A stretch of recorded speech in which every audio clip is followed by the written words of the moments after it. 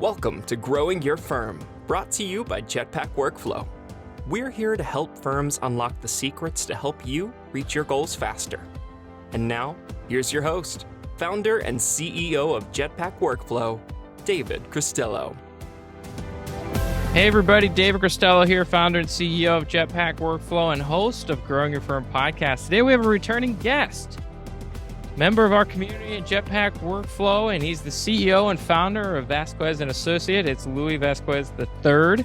When he originally came on for his first episode, we had talked about how he grew his firm very quickly to $500,000 in sales per year. We had talked about really the sales and marketing engines that led him to that extreme growth to kind of reach that revenue line item. It's been a few years, and we invited him back on because not only has he kind of blown through the $500,000 mark, he's done that many times over, and we're going to talk about what that leads to. We'll talk about, kind of the level of scale he's at a little bit later in the interview. But first, Louie, welcome back to the show.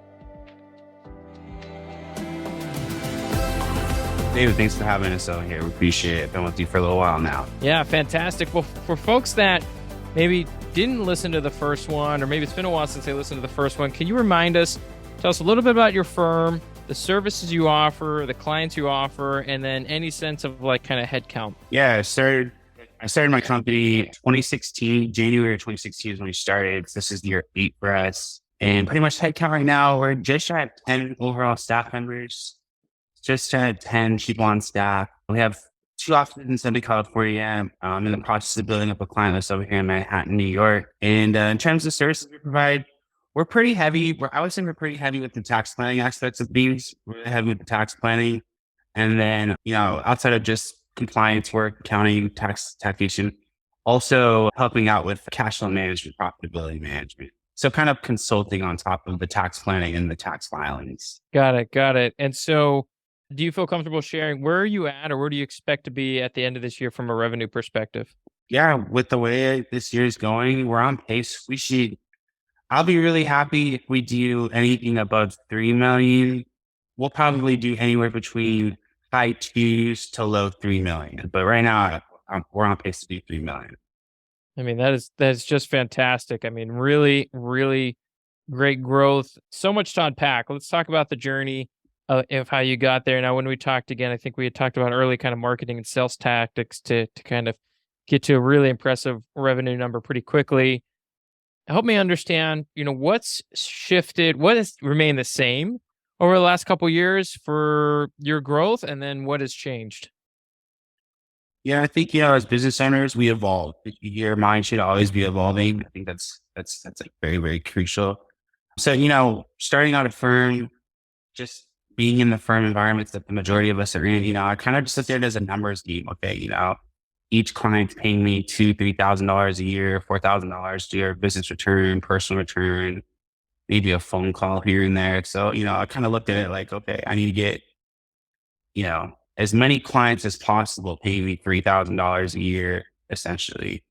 And what I've evolved into pretty much during the COVID phase, where just so many people were reaching out to us. There's the bookkeeping that needs to get done, the tax returns need to get done, the PPP calculation needs to get done, payroll potential, just so many. I started just looking at all the stuff we're doing and kind of the foreseeable future of how, these PPP forgiveness applications are taking a long time, and the employee retention credits came up with all this stuff that's kind of got thrown at our industry. And I said, why don't we just start charging our clients some sort of subscription? So that way we're just basically, depending on their situation, we're kind of just packaging everything in to $1,000 a month, $2,000 a month, $3,000 a month, $4,000 a month. And they can kind of just choose how much involvement they have with us.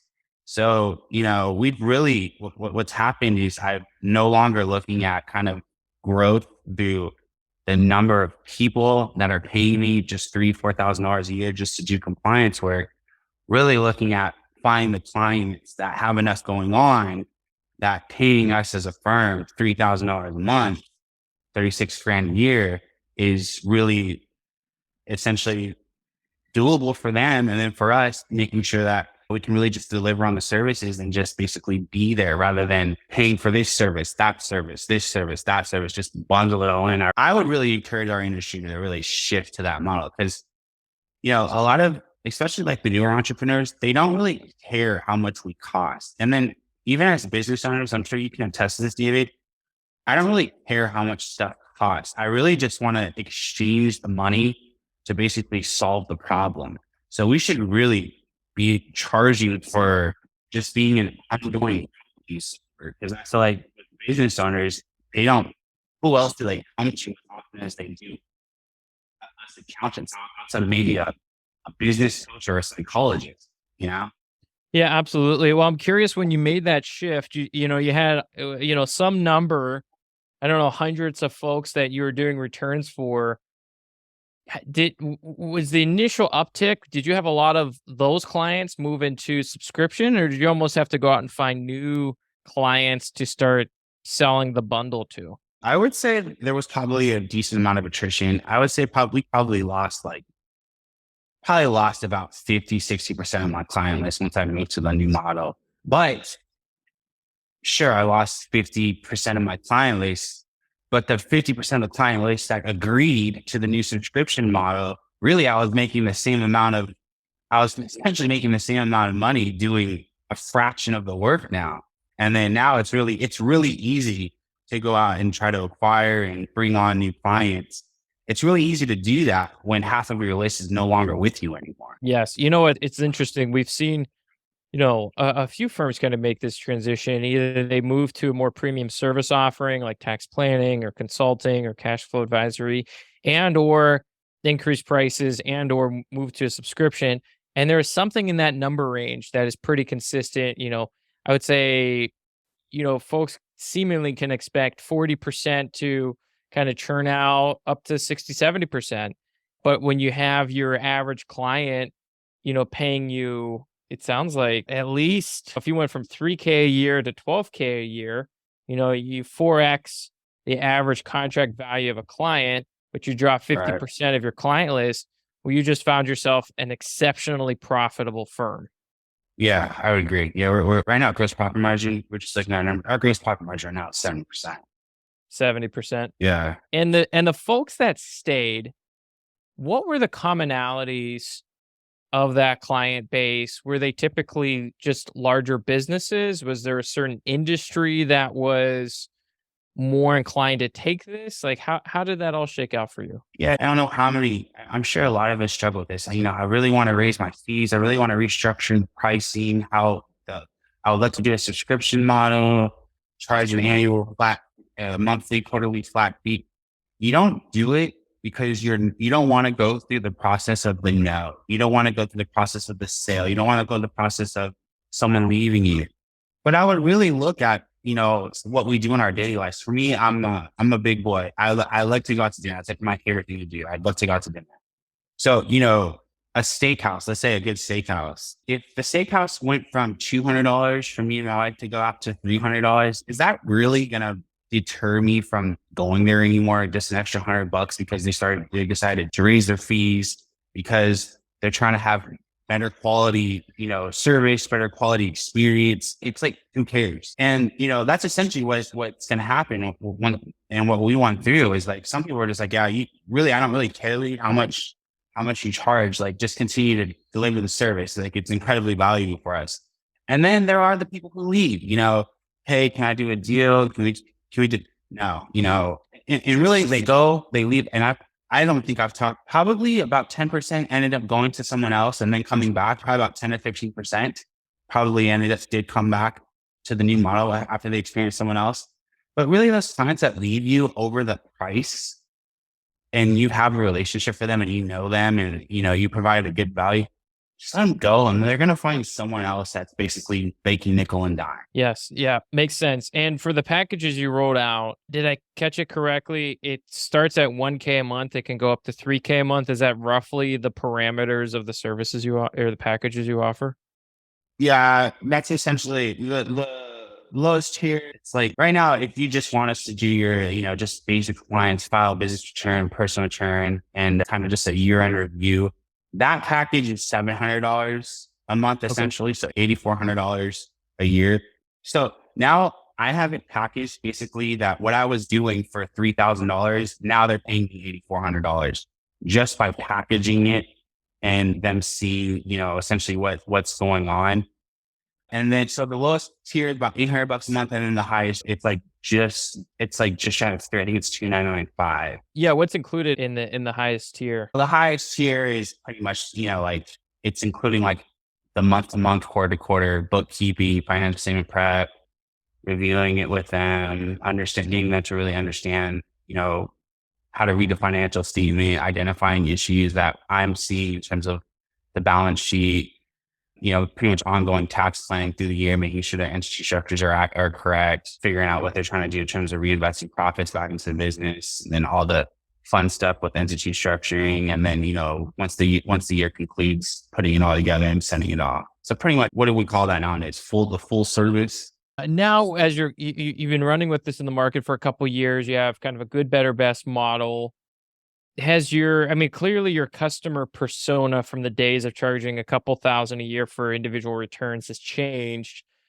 Who would you say now, if that's your old persona, who's your ideal client now? Is it a company doing north of 5 million a year, or is it folks in, construction or hospitality? What ended up being the best kind of clients for your firm? Yeah. Dude, surprisingly, and this should be really encouraging for viewers. We have people barely profiting just shy of six figures, maybe 80, 90 grand, 100 grand. And they're on, a package that's $8,400 a year. Whereas I'm sure a lot of the listeners over here have a client that is a business owner making 100 grand, probably paying them only like 2 or 3 grand a year to basically do what I'm doing at times 3 almost. So, the first thing when they have a relationship with the business owners, they have to, we pretty much cater to the business owners that are already in the process of making money. I don't really like to deal with startups anymore, really. So, someone that's making money, the real ideal client is someone that's somewhere around 500 grand in gross revenue. If there's about 500 grand, if they've gotten, to the point where hiring me, they're making 40, 50 grand a month. That's really our bread and butter right there. Got it. And I know when we talked about, in our first interview, some early acquisition strategies. What's been the best source or kind of how are you treating your, new client acquisition? What's been the most meaningful or, best ways for you to acquire new clients? Yeah. Today's market, it's I feel like I'm sure you can agree, Dave. It's never been easier to do it in today's market. You don't need an office anymore. You don't really need a physical presence. I mean, in the last 3 years, I think I've met with someone in person once or twice. It's all virtual. To go out and just do it. It's just so easy now.